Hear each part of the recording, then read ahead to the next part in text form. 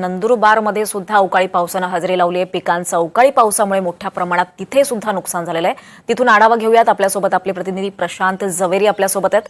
प्रशांत, नंदुरबारमध्ये सुद्धा अवकाळी पाऊस झालाय, नेमकी सध्याची तिथली परिस्थिती काय?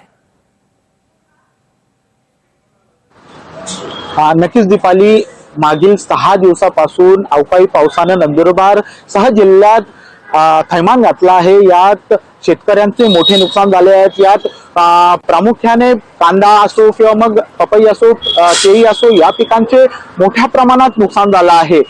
दीपाली, आपल्याला माहिती आहे मागच्या महिन्यातच अवकाळी पावसाने जे आहे ते थैमान घातलं होतं आणि या महिन्यात देखील अवकाळी पावसाने थैमान घातलं आहे।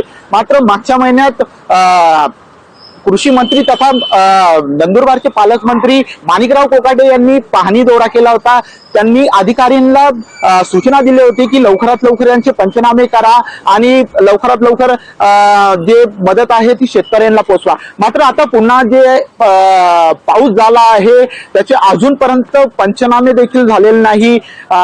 मी स्वतः माणिकराव कोकाटेंशी बोललो तर माणिकराव कोकाटे म्हणतात आहे की लवकरच या जे पिकांचे नुकसान झाले आहेत त्याची भरपाई जी आहे ती लवकरच मिळेल आणि याचे पंचनामे देखील लवकरात लवकर करण्यात येईल असं देखील त्यांच्याकडनं सांगितण्यात येत आहे। मात्र दीपाली, आपण जर पाहिलं तर सातत्याने अवकाळी पावसामुळे नंदुरबारसह जिल्ह्यात मोठ्या प्रमाणात नुकसान झाले आहे शेतकऱ्यांचं आणि मदत जी आहे ती तुटपुंजी मदत जी आहे ती मिळत आहे।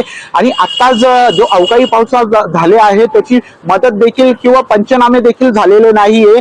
शेतकऱ्यांकडनं एकच मागणी आहे की या जे नुकसान झाले आहे त्याची लवकरात लवकर भरपाई करावी आणि लवकरात लवकर पंचनामे व्हावे अशीच मागणी जी आहे ती शेतकऱ्यांकडनं वटवण्यात येत आहे। दीपाली, निश्चितच धन्यवाद प्रशांत, आपण दिलेल्या या सगळ्या सविस्तर माहितीसाठी।